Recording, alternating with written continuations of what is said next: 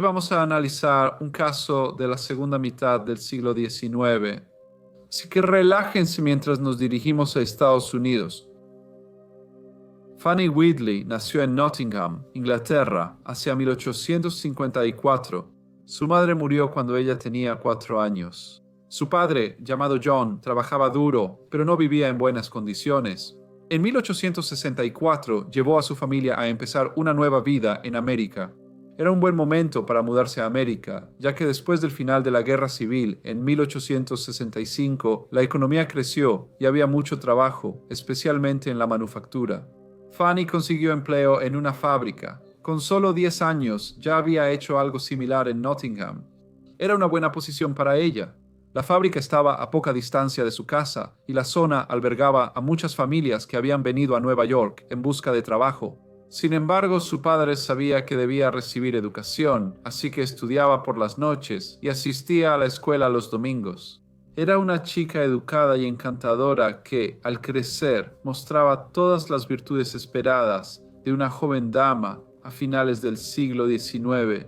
También creció siendo muy atractiva, pero a pesar de recibir la atención de los jóvenes, Fanny nunca salía. Ella solo trabajaba, estudiaba y ayudaba a su padre. Trabajaba para un fabricante de encajes llamado Juan Mar. La veía como una trabajadora industriosa, amigable y popular entre sus compañeros. Sin embargo, en febrero de 1869, cuando tenía 15 años, aceptó un puesto en una fábrica que fabricaba redes para el cabello, propiedad de un caballero llamado Jorge Tibabu Watson. El señor Watson tenía 45 años y estaba casado con 5 hijos, 4 niñas y un niño. Su negocio estaba ubicado en un edificio que albergaba otros negocios en la Primera y la calle Sur 11 en el barrio de Williamsburg, en Nueva York. Solo tenía unos pocos empleados, pero había prosperado en los últimos años debido al aumento en la demanda de redes para el cabello. El señor Watson sabía que Fanny era una joven diligente y trabajadora de una familia respetable que no tenía la fortuna de vivir en las mejores circunstancias.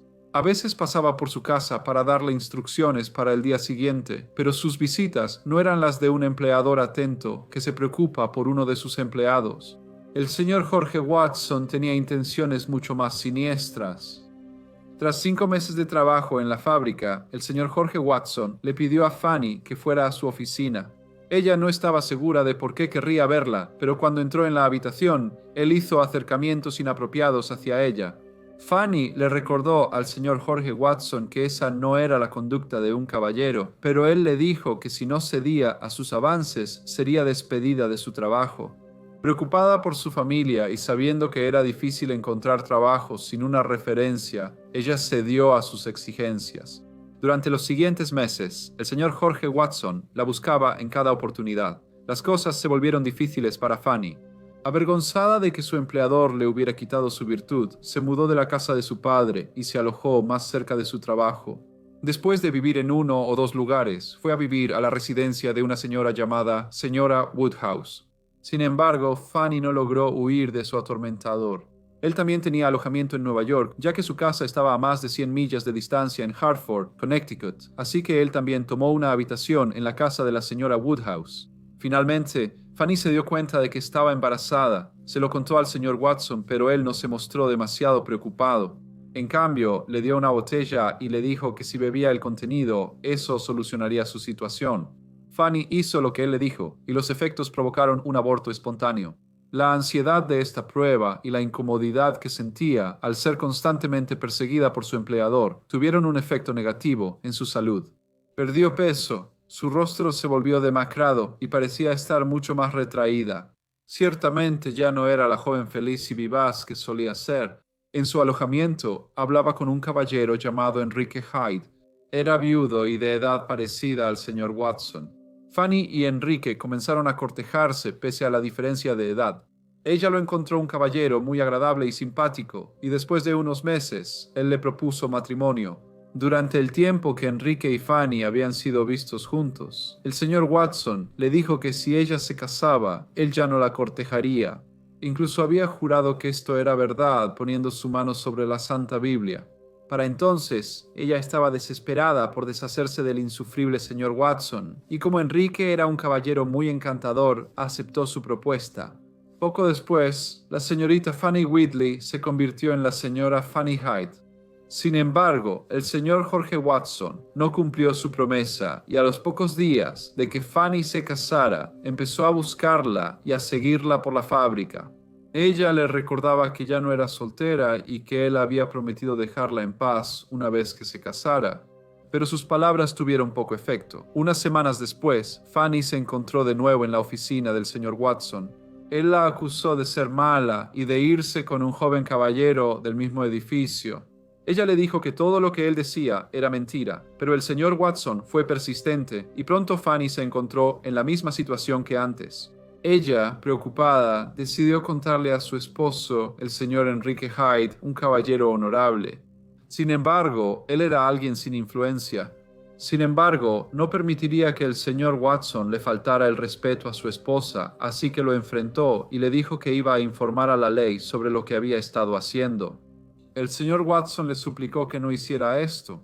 Dijo que eso causaría una gran angustia a su esposa e hijos, y nuevamente dio su palabra de que desistiría de su persecución hacia la señora Hyde. Durante unos meses, la actitud del señor Watson hacia la señora Fanny Hyde mejoró. Algunas veces se quedaba en su casa en Connecticut y solo ocasionalmente iba a la fábrica. Cuando lo hacía, siempre miraba a Fanny, pero no la llamaba a su oficina. Sin embargo, de manera algo inevitable, no pudo cumplir su promesa y, después de un tiempo, su conducta deshonrosa continuó. Fanny le dijo que volvería a contarle a su esposo, pero el señor Watson respondió que, si lo hacía, él le informaría a su padre y a todos los que ella conocía que era una joven de baja moral que había seducido a un hombre casado y respetable para tener una relación inapropiada. En enero de 1872, Fanny compró una pistola con ayuda de su hermano. Ella quería dársela a su esposo de regalo. Había habido algunos robos en la zona y Enrique estaba preocupado de que no estuvieran protegidos si alguien entraba a la casa. El jueves 25 de enero, el señor Watson volvió a llamar a Fanny a su oficina. Para entonces, ella ya estaba cansada de su acoso, que ocurría seguido y no quería. De repente, se le ocurrió una idea, pero la pistola que había comprado podría tener otros usos. Era lo suficientemente pequeña como para ocultarla en su ropa, y pensó que si el señor Watson intentaba deshonrarla de nuevo, podría amenazarlo con ella. Fanny nunca antes había disparado una pistola, pero pensó que con solo tenerla sería suficiente para persuadirlo de desistir de sus acciones. Al día siguiente, Fanny fue a la fábrica decidida a evitar que el señor Watson insistiera en que visitara su oficina. Ocultó la pistola en su vestido. Era un día normal. Las máquinas, como siempre, hacían tanto ruido que era difícil escucharse. Hacía mucho frío afuera y el personal estaba trabajando muy duro haciendo las redes para el cabello. De nuevo, el señor Watson llamó a Fanny a su oficina. Ella entró en la habitación, pero esta vez rechazó sus avances y se fue. Él la siguió hasta la escalera, acusándola de ser una mujer de baja moral, que se acostaría con hombres que no fueran su esposo, y le preguntó por qué ahora lo rechazaba. El lenguaje que usó fue muy inapropiado, especialmente cuando se dirigía a una dama casada y respetable. Fanny se dio la vuelta, miró directamente al señor Watson. Luego sacó la pistola de su vestido y disparó una vez. Él cayó al suelo. Temblando, Fanny lo miró. Le había disparado a Mr. Watson en la cabeza y se dio cuenta de que estaba muerto. Mary Decker escuchó el disparo y se acercó a las escaleras, donde vio al señor Watson tirado e inmóvil en el suelo.